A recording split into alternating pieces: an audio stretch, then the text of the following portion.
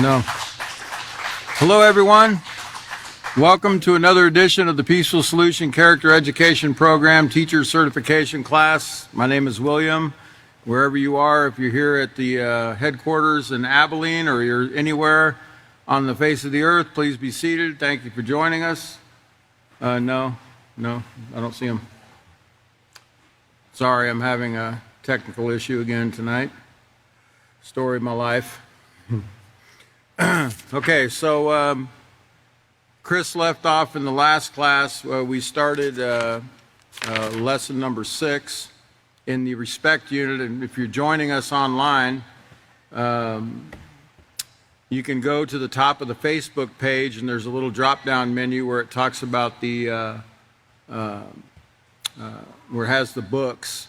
We're in the 4th book of the series, the intermediate series, the respect unit. And we're going to be starting on chapter 6 tonight, so go ahead and feel free to download the unit and follow along with us. We're talking about developing a respectful reputation. And Chris left off on page 154, I believe, what's called cause and effect. But we're going to have to go back a little bit and do a little review. I still don't see any slides, so I'm going to go ahead and do a quick review of what Chris has been going over, which is quite a bit. Talking about reputation, and I guess one thing that really sticks out in my mind about developing a reputation is making sure that we try to make the right choice the first time so we don't have to go back and clean up our reputation later. It's always easy. Hindsight is 20/20, as they say. In fact, that's one of the quotes in the self-control unit. Hindsight, we can always look back and see how we could have done things differently and better. And really, when you think about it, when you're learning the peaceful solution, before you knew the peaceful solution, of course you made a bunch of bad choices, because you didn't even know what a right or wrong choice was. For the most part, because you didn't have the education to show you the difference between right and wrong. I still see nothing. I'm looking on my email to see if I have slides. I don't have any yet. Something must be going wrong with the email tonight. The system, let me see if that's Google. Anyway, so making the right choice the first time would help us to help alleviate regrets and the development of a bad reputation or a negative reputation. So it's better to make sure the choices we're making the first time won't lead us to a bad place where we have to go back and try to, because, as the Peaceful Solution teaches, developing a respectful reputation, it takes a long, long time to do something like that, okay? Or to rebuild a reputation takes a long, long time to do. But to develop a negative reputation literally can take place in just a couple seconds. One choice can wipe out everything that we've ever done. No one will remember what we did right. They'll only remember what we did wrong, in some cases. So, doesn't seem very fair, right? But who said life was fair? So, okay. Still trying to see if I got these slides. Nope. We have a glitch, and I'm going to try to do my best tonight, possibly to read the slides off the monitor instead of on my phone. Again, I'm reviewing just a little bit about reputation. Let's look on page, well, first of all, let's go ahead and look at the step we're on page LP6D. We're on step 3, where it says instruct students to turn to 147 and 148. Oh, I'm sorry, that's not step 3. I'm sorry, we're on step 4.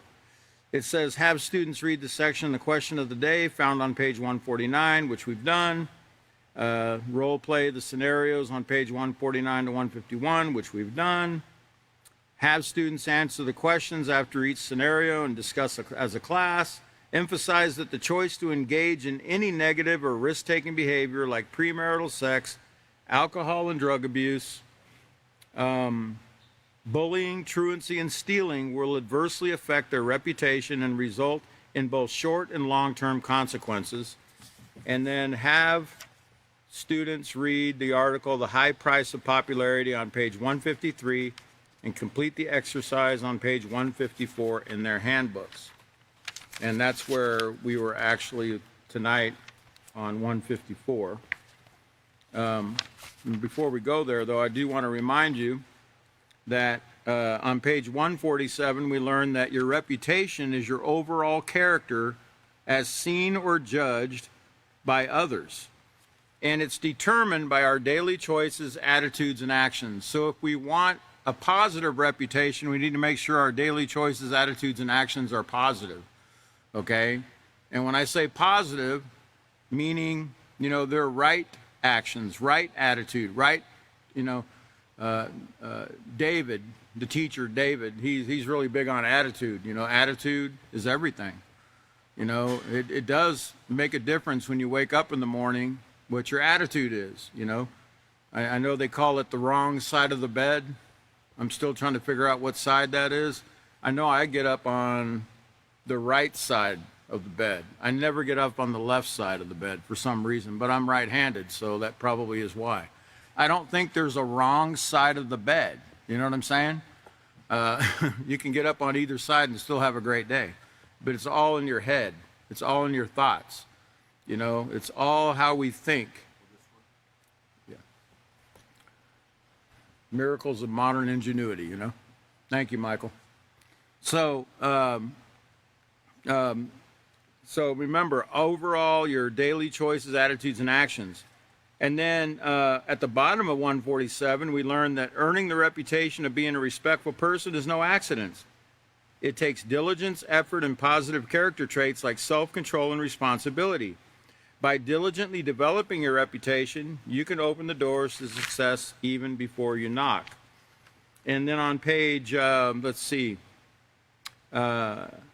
page 148, we talked about how your reputation precedes you. That means that some people have already heard about you before you even meet them. And like the caption here in this illustration, the guy says, "Yeah, I've heard all about you." The guy says, "Hi, my name is Sam." And the guy's like, "Yeah, I've heard all about you." And he's like, "You have?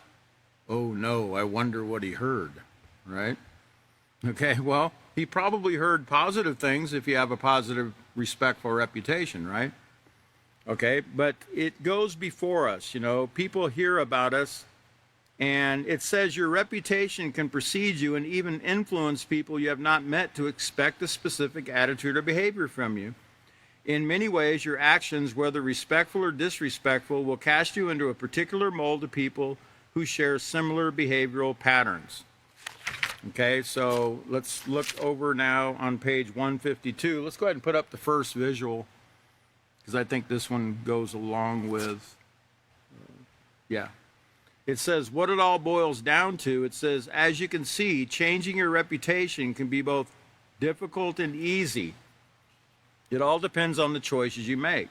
The best thing to do is always choose to treat yourself, others, and their property in a respectful manner.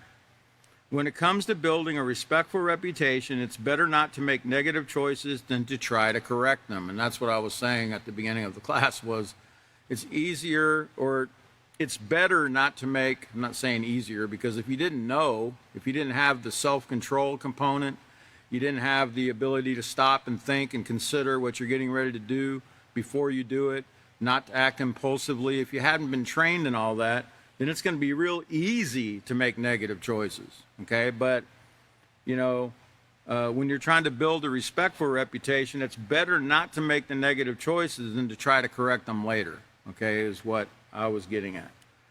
And then the straight talk on page 152 on the bottom says, if you act impulsively and choose to engage in any action that can bring harm to yourself and others, you're not practicing self-control, nor are you building a respectful reputation. And then Chris talked about on page 153 the high price of popularity. And then we left off on 154, cause and effect, and that's where we're going to be tonight. So at the top of page 154, it says cause and effect. The choices to engage in premarital sex, drug abuse, and other negative behavior has both long and short-term consequences that will affect your self-respect, health, and reputation. So let's go ahead and put up the next visual, and let's talk about the consequences, the cause and effect, long and short-term consequences of the next slide, please. Let's start with shoplifting. Shoplifting. So, yeah, probably a little bit. The short-term consequence of shoplifting, some of the answers it says could include not being allowed to go into the store, okay, anymore. You know, if you get caught stealing at a store, you might be barred from going in that particular store, and it might be a store that's really important, like Walmart. You know, you go there all the time, and now you can't go there, and it's the only Walmart, you know, within 50 miles of your house. So now you can't go in there, you risk being arrested. You could get community service, you could be fined, you could go to jail. You know, again, if I'll remind you that in Laredo, Texas, we still have, it's not as popular today as it was back in the early 2000s, but we have a anti-theft program where the district attorneys would send people to Peaceful Solution class to take the course, and if they completed the course, the Peaceful Solution course, if they were charged with shoplifting, they would drop the charge. And they would suspend it for like 2 years, and if the person didn't get any more shoplifting charges within those 2 years, they would drop it completely off their record. And you would be surprised, you would be amazed at how many people did not want a shoplifting on their record. And we're talking about a lot of young people that were, you know, 16, 17, 18, somewhere between 16 and 25 years of age. Their parents would pay big money to make sure they did not have any kind of stealing on their record, because it could affect their entrance into college, their job opportunities later, etc. And they did not want anything like that on their record. So shoplifting is a big deal. Okay, it's a crime. Okay, I know in some places like some of these more liberal cities like San Francisco, I think they said, well, as long as you don't steal anything over, you know, $500, you know, we're not going to charge you with anything. So does that make it moral now? So we can go in the store and just grab $500 or less worth of stuff and we're okay? It's not stealing anymore? No, it's still stealing. If it doesn't belong to you and you didn't pay for it, you're stealing, okay? And I don't know how any business can stay in business that way. You know, in fact, I think a lot of businesses are leaving that area because of it, you know, because of these liberal policies of these, some of these, what do they call them, district attorneys that, you know, don't want to prosecute people for crimes. So who pays for that? We do. Okay, the shoplifting, we pay for it because we pay higher prices for everything that's stolen. The consumer gets the credit, right? We have to pay for what's stolen.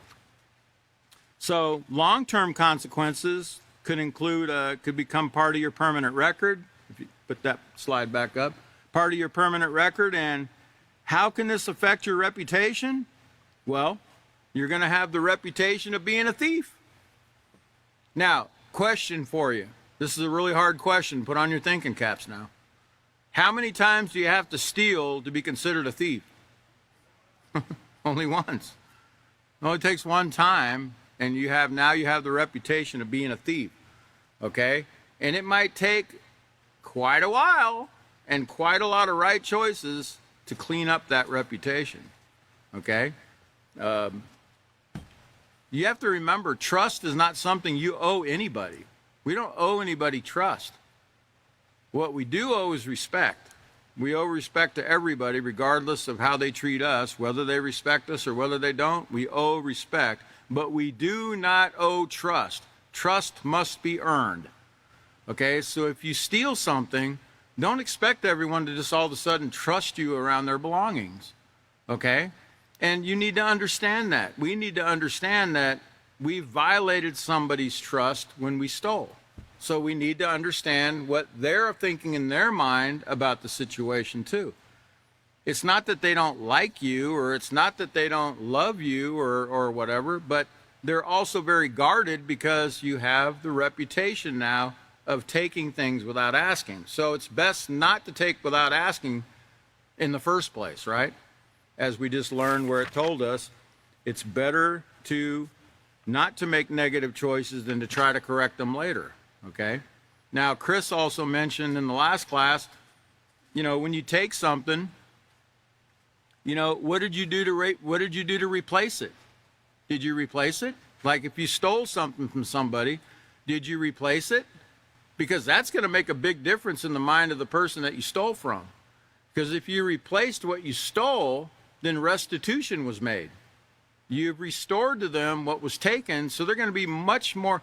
I know me, if somebody did that for me, if somebody restored what they stole, it'd be like, okay, no problem, man. That person would earn my trust right there, okay?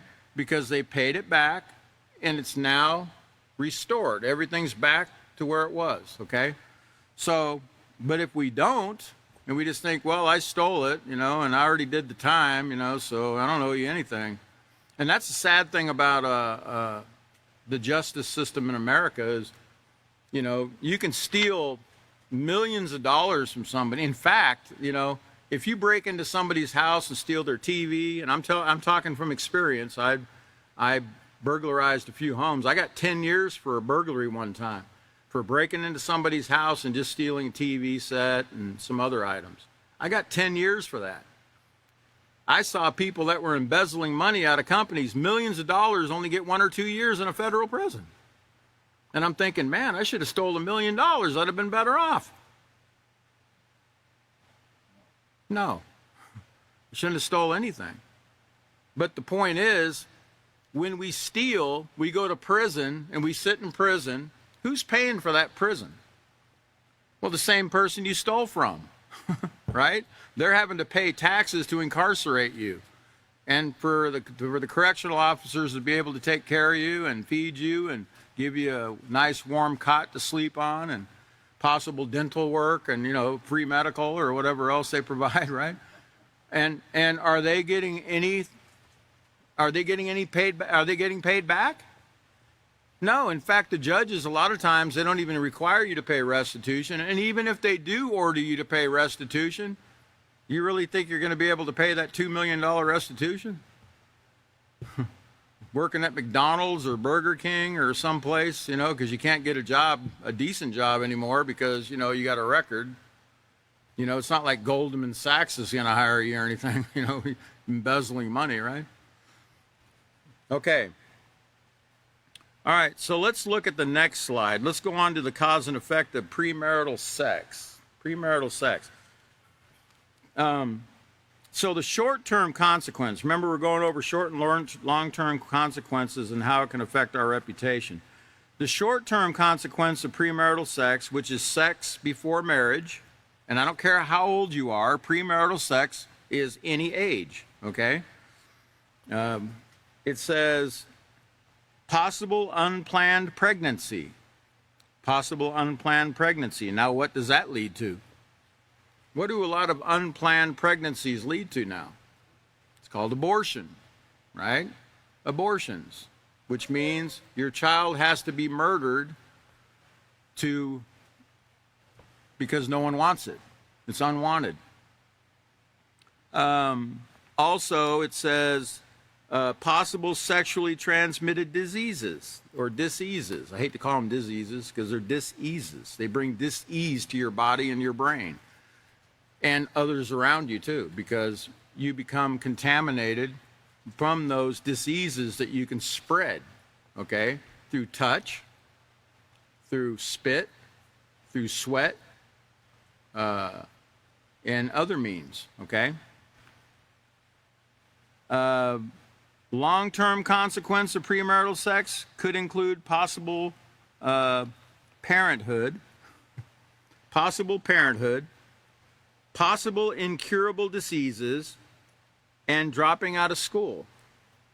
I know in some schools they have what's called a PEP program, something early pregnancy, for young girls. If they get pregnant, they have a special school within the school for the pregnant girls to go to. But most of them don't go there. Most of them just drop out. You know, if they're pregnant, you know, they just figure, yeah, you know, that's the end of my education, you know, and they drop out.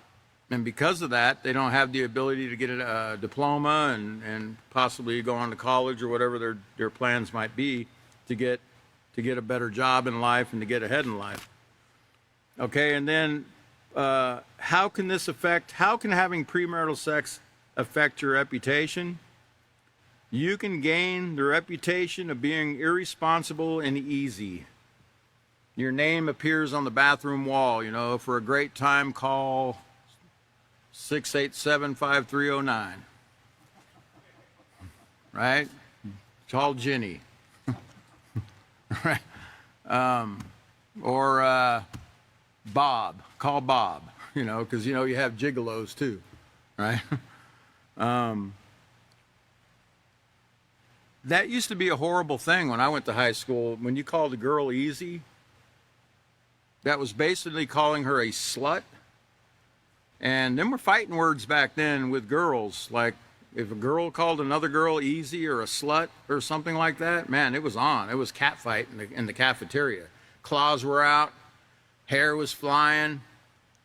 Now, they call each other those names all the time. They greet each other that way. And it's like, hey, slut. And it's like nothing anymore. It's like nothing. That's filthy, horrible language. But it's become commonplace now. But like I said, I graduated in 1981.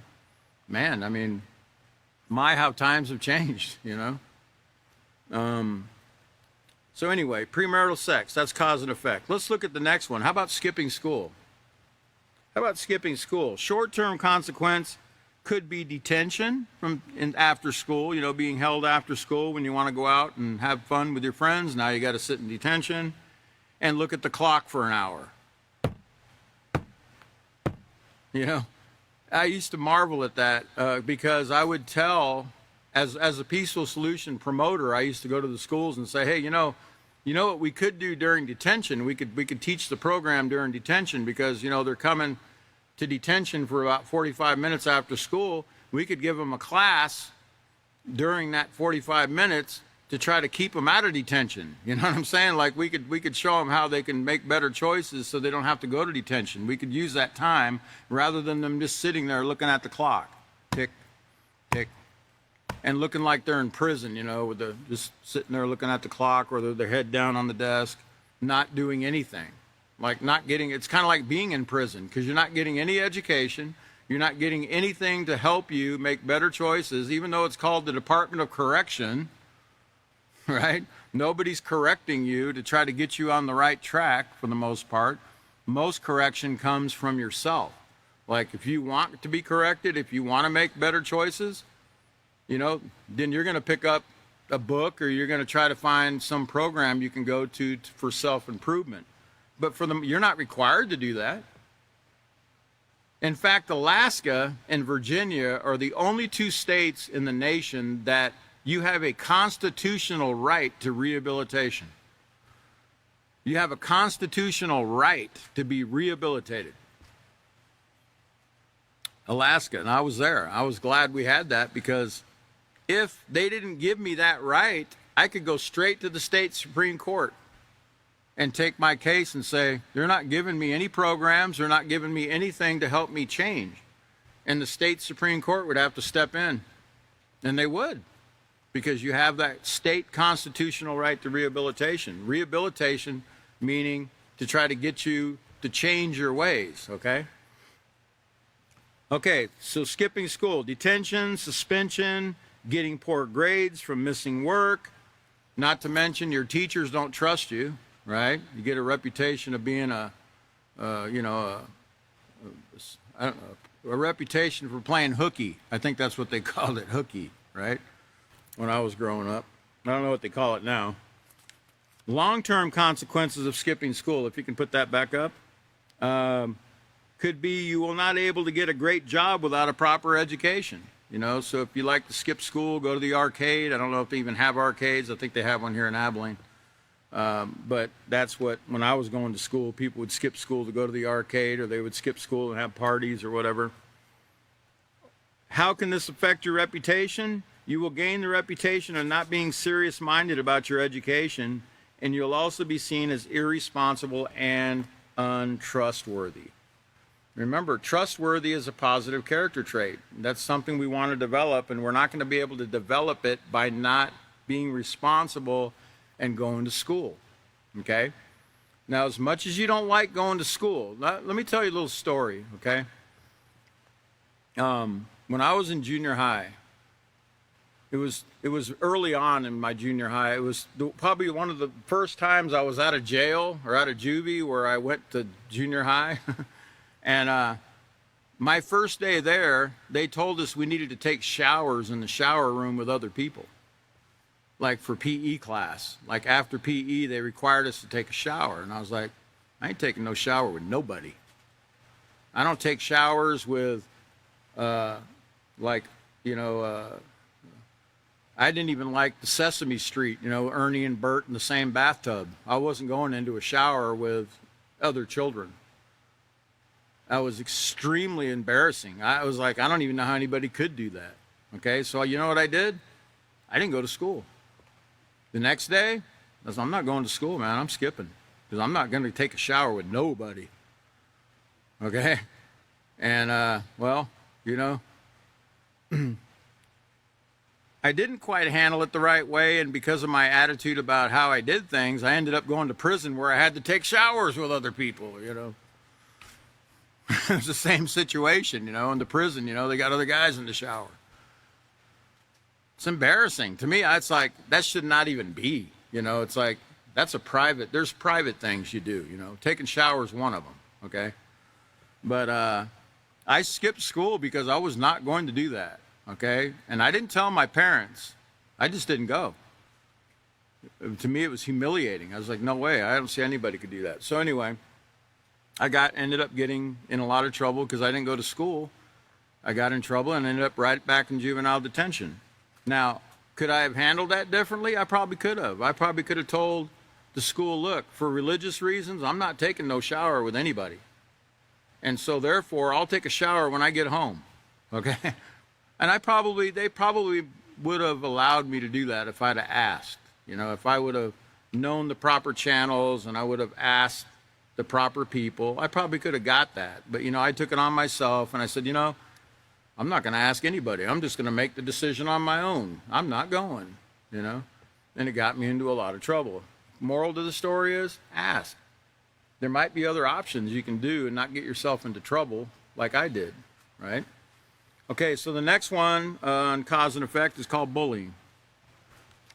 Bullying, the short-term consequence could include your peers won't like you, detention, suspension, or expulsion, where you're kicked out of school permanently, and then therefore no diploma. You know, if you get expulsion from school, you know, you basically are a dropout, or you know, you're looked at as a bum. You know, hey, this guy didn't even finish school. You know. Of course, nowadays I don't even think getting a diploma is a big deal. I think they give them what's called the GED. And it's basically the same thing, you know, you can get your GED and you can still go to college and get jobs and all that. But back in the day, you know, when I was going to school, you know, getting a diploma was everything. And I did get my diploma. I got it. That's one thing I got that to this day I still can't believe I got. I got a diploma. I actually graduated from high school, but guess what? I didn't earn it. Even that I stole. No, I didn't shoplift the diploma. You know, I got the diploma just like all the other children. I walked up on the stage and I was given the diploma, but I knew I didn't earn that diploma. You know why? Because my 6th grade science, or my 12th grade science teacher told me I could flunk you because you were nothing but a troublemaker. You haven't done anything I asked you to do this whole year. You've not turned in any of your assignments. He says, but I don't want to see your face next year, so I'm going to go ahead and just pass you. That's what he told me. I said, okay, I'll take it. And I graduated high school. But even to this day, I'm like, I didn't really graduate because I didn't earn it, okay? He just passed me so he didn't have to see me anymore. Okay. Also, long-term consequence of bullying could be violent and aggressive behavior that could lead to criminal behavior, like we saw that Chris read about that one case up in Washington, you know, where the boy went in, was it Moses Lake or somewhere, Washington, where he went in and shot somebody. He was 14 years old, and Chris went over all the details about his personal life, kind of showed where he was really at, that most people don't even consider. You know, he did a lot of research on that particular class, and I was impressed because those are the kind of things you don't read about in the newspaper. You only read about a bunch of, you know, the news glamorizes it. You know, they try to make it look like, you know, this guy was, they paint a picture of somebody that, and they never really look behind the scenes about all the things that person's going through, their personal life, their history, you know, their genetics, you know, their mental. A lot of times they will talk about their mental capabilities or incapabilities, but that's about as far as they go. These young people that shoot people, they've got some serious problems, you know, that have been building up all those years. And Chris went over that, and I was pretty impressive, all the research that was done there. Also, bullying, it says, how can this affect your reputation? You will gain the reputation of someone who abuses and takes advantage of others, and you would be seen as a troublemaker. A troublemaker. And finally, the cause and effect of substance abuse. And this would include substances, including beer, abusing, you know, because remember, you're a teenager. This is classes for teenagers. The students that you're going to be teaching are going to be middle school students. So drinking is not even permitted at that age. So they're actually abusing, even if they have one beer, they're abusing it because they're not even supposed to have it. You follow what I'm saying? So, but it can include beer, wine, any kind of liquor, marijuana, pills, cocaine, fentanyl, and any kind of illicit substance. The short-term consequence could be bad trips. And your student might say, well, what's a bad trip? You know, is that when you go to Los Angeles, you get robbed or something? No, a bad trip is when you take some LSD and you start freaking out because you get all scared and, you know, you think you're seeing things. I mean, you are seeing things, okay? You are seeing things, but you think it's real. So you start freaking out and going crazy and possibly, you know, end up in some hospital. That's called a bad trip, okay, in the drug language, okay? So it could be a bad trip. Addiction leads to other risk-taking behavior. You know, when you're addicted to drugs, ain't nobody safe when it comes to money being stolen, you know? I mean, you don't care if you rob your grandmother to get a fix, you know? Anybody's fair game at that point. And I'm telling you, I've seen people just deteriorate to where they don't care who they steal from, who they lie to. They don't care, man. Just to get that drug or even that drink, they'll lie and scam and scheme and plot and do whatever they have to get that, whatever they want, whatever they need. And so it leads to these crimes being committed. And not only will they steal, but they'll also sell their body for it. They'll actually go out and they'll sell their body on the street for $20. How safe do you think that is? You're some random stranger out on the street. You just go up there and you have some kind of fling with that person for $20 or $50 even, or even $100. That guy that's buying that from you, or that girl that's buying it, does go both ways. They've got a disease. So you're going to get a disease. You're going to get it. So it's just your choice, I guess. Which disease do you want? That one there, that one there. It's kind of like going shopping, you know, chlamydia, syphilis, which is real big right now. I think Chris talked about it in the last class. The syphilis outbreaks we're having. Okay, so it also says long-term consequences of substance abuse could be serious addiction, unable to finish school, keep a job, or raise a family. Okay, because, you know, drug addicts ain't very responsible for the most part, you know. People that abuse substances, you know, they tend not to go to work. They tend to lose jobs. They tend to be drifters, going from job to job or house to house, apartment to apartment complex to apartment complex, one eviction to the next, you know. I mean, I know, been there, done that. A lot of us are talking from experience because we've had a lot of experience in making bad choices. And I'm not afraid to throw myself out there on Front Street because I don't mind talking and sharing my past, because I like to show that the peaceful solution, the power of the peaceful solution to change people's heart and mind, okay? Because I don't do those things anymore, okay? But I did do those things, okay? And again, it goes back to the lack of education, lack of training that we all had. So we all have a past. We all have made a lot of bad choices, not the same ones necessarily, but we've all made a lot of bad choices. Okay. How can this affect your reputation? Substance abuse. No one will trust you. You'll be known as unreliable, untrustworthy, and irresponsible. And by the way, even your fellow thieves won't trust you. Even your fellow drug addicts won't trust you. Right? So don't expect trust from anybody. All right. Let's see where I was going. Can you put up the next visual? Okay, all right. That's what I was doing. Okay, so let's go ahead and take that down. I just wanted to make sure where I was at. Well, let's turn over to, let's go back to our LP, let's see, LP1, LP6D. Let's go back to step number 5.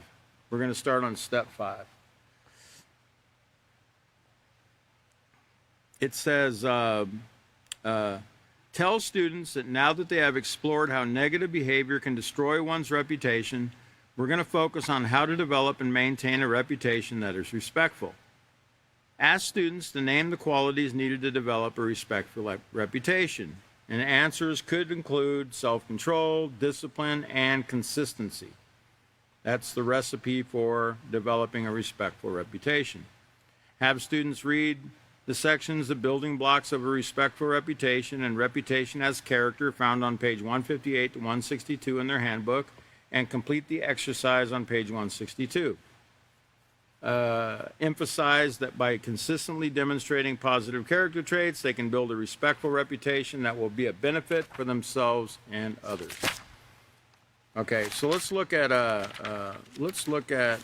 page 156. Where it says it's just not worth it. It says, when you consider the high price of risk-taking behavior, it's just not worth it. Yet many people, both young and old, take risks that could change the outcome of their lives, fully aware of the price they could pay. Fully aware.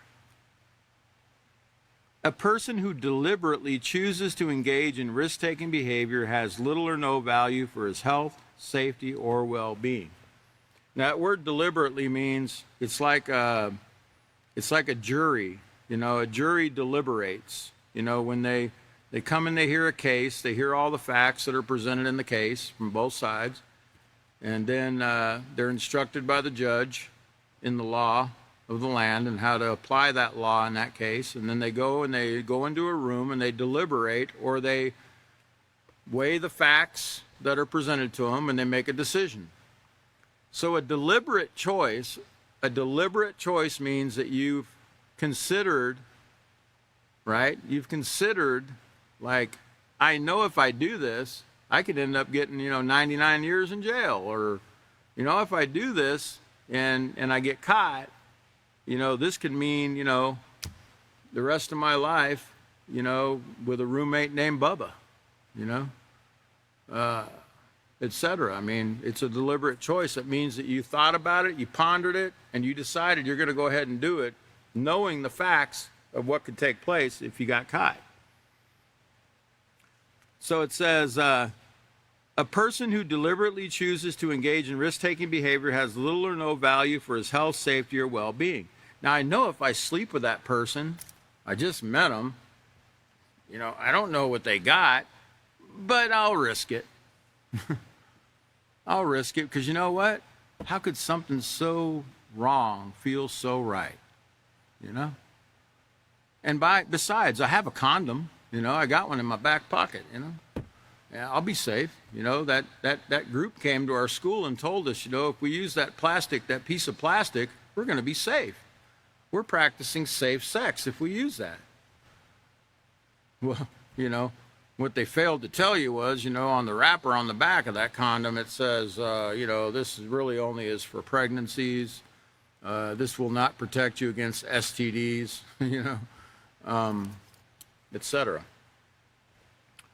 Here's the bottom line. Everyone's life has value. It's dependent upon each individual, however, to determine their value and to make positive choices that will keep them safe and healthy. And I know a lot of people will say, I don't really care too much about, nobody cares about me. I'm not really worth much anyway, Let me just eat, drink, and tomorrow I die, But that's not the case. Everyone has value. Everybody does have value. The problem is we don't hear it all the time. No one's promoting that. No one's telling us, hey, son, did you know that you're a very valuable person to me? That you're a very valuable person to society, that you have a lot to contribute? Nobody's telling us that at the breakfast table before we go to school. I'm not saying all parents, but there's some parents that do tell their children things like that do try to build them up and try to keep them on the right track and keep them thinking positive about life, But for the most part, there isn't any communication like that going on, so they don't really hear too much about their value and how important they are as a human being. And certainly none of their friends are telling them that, I mean, most of them are trying to get them to do things that devalue themselves, right? So it says, let's take a closer look at why people damage their reputations and jeopardize their safety and well-being by deliberately engaging in risk-taking behavior. So let's look at the next visual. Here's one reason. I was bored. It says a local TV station recently reported that 3 teenagers were arrested for vandalizing 2 newly built homes, causing thousands of dollars in damages. When asked why they engaged in this type of behavior, one of the teens said, "We were bored. We were just looking for something to do." Nobody should be that bored. Read, draw, or learn to play an instrument if you're bored, but don't vandalize and destroy someone else's property. I'm bored, so I'm going to go destroy property. Well, you know what? Here's a cold, hard fact that I can tell you. After 20 years of sitting in a prison, you think you're bored at home? You think you're bored at home and don't have nothing to do? You're going to be really bored when you go in that prison cell. That's called boredom. Okay? You think you're bored? Think about it. No, you're not. The only reason you're bored is you're not thinking of things to do. There's plenty of things to do. Okay? The problem is you don't value anything but sitting around being a vegetable on the couch, watching television and vegetating, as we used to call it. Find something to do, something productive. There's always something to do. Like it says here, draw, learn to play an instrument, go bake some cookies, right? Go mow the lawn, Ask what you can do for your country, not what your country can do for you, Volunteer somewhere, do something, but don't sit there and say, I'm bored. I'm bored. Bored? And certainly don't go out vandalizing and destroying someone's property because you're bored, As I said, you think you're bored now. How about the next one? Let's go to the next visual. I just want to be popular, I just want to be popular. That's why I jeopardize my safety and damage my reputation because I want to be popular, like this guy, like this tightrope walker here. I sure hope he recovers in his balance there, don't you? It's not looking great. So it says in the article, The High Price of Popularity, some of the consequences of deliberately engaging in risk-taking behaviors were explored. Risking one's reputation just to be popular can occur to both males and females. Both sexes are just as susceptible to making negative choices for the sake of popularity. The problem with popularity that comes from making poor choices is that it robs you of your self-respect and dignity. If you want to be popular for making right choices that you will not regret later on. Okay? Be popular for the right reasons. And I know that's probably not an easy thing in this day and age, right? Being popular for the right reasons. But it can take place, A lot of people are looking for a light in the dark room because the world is a very dark place. So when they see somebody that has a positive attitude, that's respectful, that doesn't steal, that always asks permission before they touch or take something from somebody that's always polite, somebody that's always has a great attitude and a great outlook and tries to diffuse conflicts, somebody that's optimistic about things. People are looking for that. People want that. People really desire, when they see something like that, it shines out. It shines to them, because they don't see that in most people. Okay, so it says at the top of page 157, don't let shame be the price of your fame. Don't let shame be the price of your fame. Let's look at the next visual. Here's another one. It can't occur to me. Right? It can't occur to me. I can't get an STD, I'm William Krause. You can get STDs around here. I'm 6 foot and bulletproof, man. Did you know? I got a condom, so, I'm protected. No one can hurt me. Nothing can penetrate this fortress. I got a Trojan. Yeah, y'all know the story about the Trojan horse, right? In Troy, the city of Troy, where the enemy rolled in the Trojan horse into the town, and there was soldiers inside the belly of the horse. They gave it as a gift, making them think that it was a gift, but there was really the enemy was inside. And then they left in their ships, made it look like they were leaving. And then in the middle of the night, I guess the guys in the belly of the horse came out and took over the city. But they thought it was a gift, and there wasn't anything in it. It just looked like a nice little pretty horse, right? Well, he called it the Trojan horse. That's what those condoms are also. The brand name is Trojan. Trojan. So I've always looked at it like a Trojan horse. They promise protection, but it's all fake. There's no protection in premarital sex. There's no protection in breaking the rules. There's no protection in any of that. The only protection we have is keeping the rules. That's what keeps us safe and healthy and protected, is doing what the rules say. Don't have sex before you're married. Get to know that person through conversation, through, taking time with them, observation. What do they do when they're faced with a moral decision? You need to get all those things, learn those things about somebody before we decide, that's the one I want to be with. Because it can occur to you. So let's read about that. It says, it can't occur to me. It can't? If teenage pregnancies, date rape, sexually transmitted diseases, and juvenile detention can occur to millions of teenagers every year, it can occur to you too, if you make the same choices. This kind of thinking is like saying, I know that fire burns, but if I stick my hand in the flame, it won't burn me. Yeah, right. Fire burns, period. It can't distinguish between your hand and someone else's. Risk-taking behavior is bad news. It's like playing with fire, and you're just as likely to get hurt as anyone else.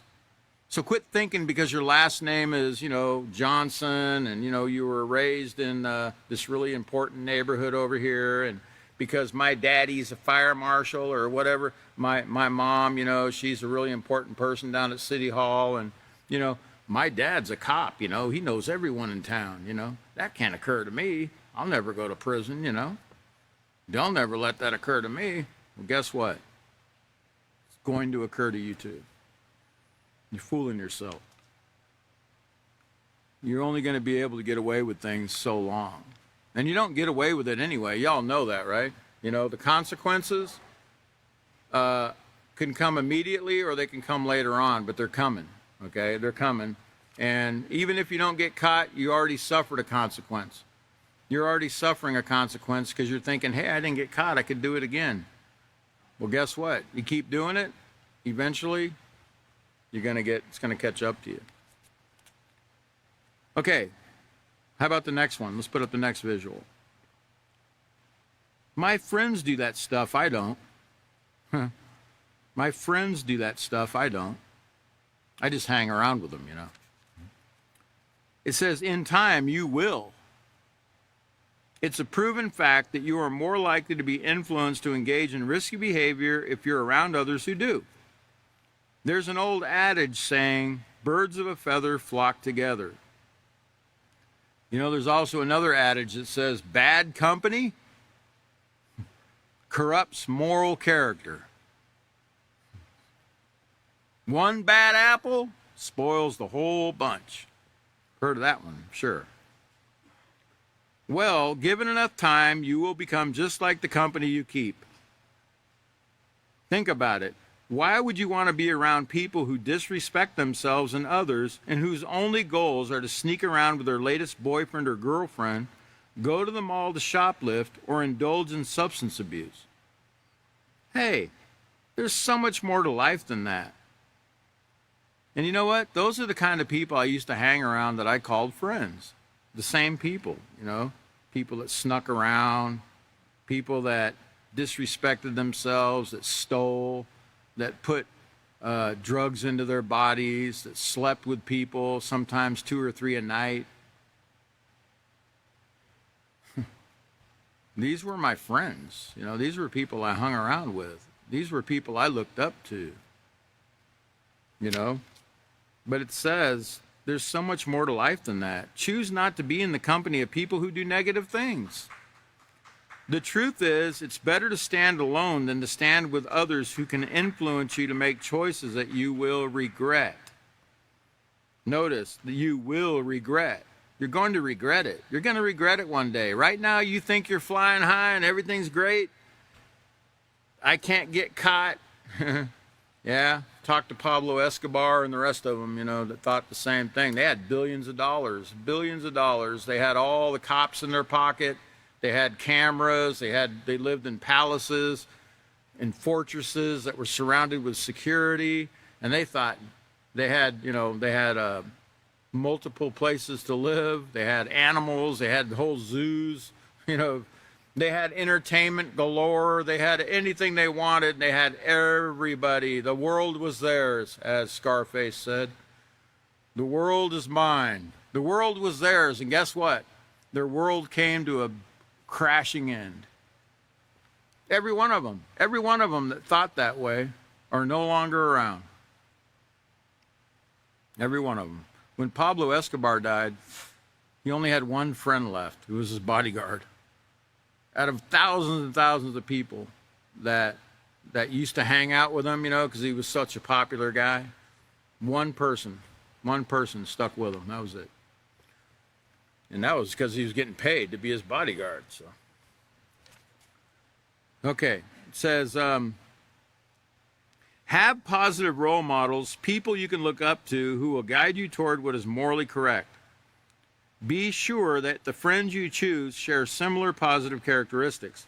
In this way, you can encourage each other to be respectful and pursue positive goals. Okay? You can be respectful You can encourage each other to be respectful and pursue positive goals. That's what true friends do. You know, they encourage each other to do the right thing. Now, the last one that we're going to go over on the next slide is, I'm old enough to do whatever I want. I'm old enough to do whatever I want. This is another reason people damage their reputations, jeopardize their safety and their well-being by deliberately engaging in risk-taking behavior because, hey, I'm old enough to do whatever I want.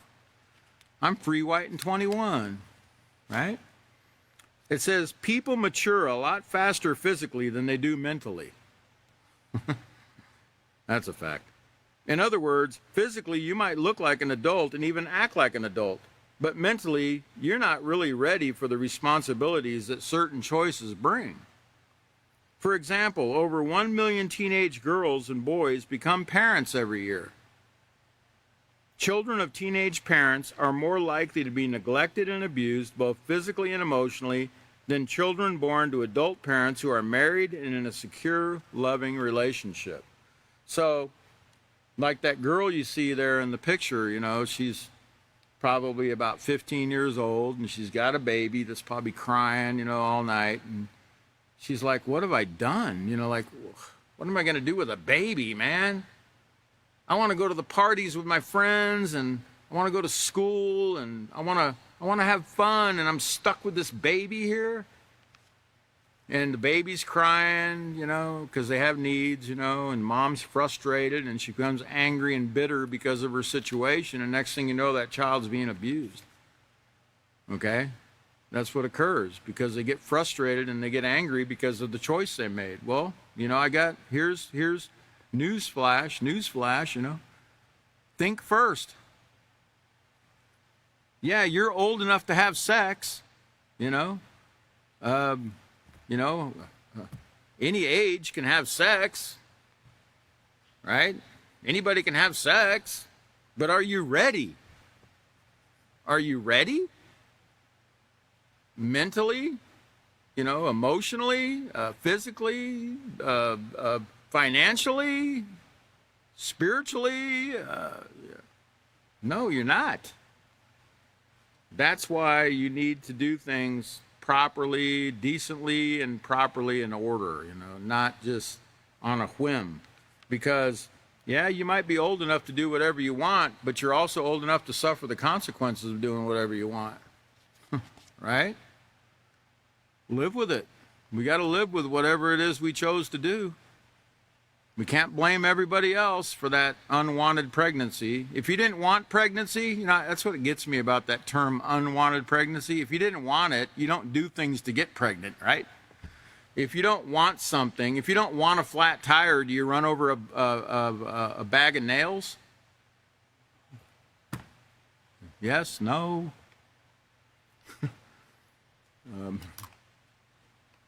If you don't want hamburger tonight, do you go to the store and buy hamburger? Yes? No? Right. So just don't engage in whatever you don't want, right? I mean, and in order to do that, stop, think, consider your options, right? And proceed with the right choice. The right choice won't get you pregnant. The right choice won't do something that could possibly get you pregnant, even if you wear a condom, because condoms ain't a guarantee you won't get pregnant either. Okay? So we need to stop putting our trust in all the condoms and all the other things that we're being told are going to protect us, and we need to put our trust in the protection that comes from following the Peaceful Solution Character Education Program principles that we're learning here tonight. What's the last class? The next class, Michael? Today is the 6th, it'll be the 9th, right? Yeah, so the next class will be on August 9th, 2023 at 5:30 p.m. Central Standard Time. We hope you join us. We're glad you came tonight. Try to stay cool, and we'll see you next time.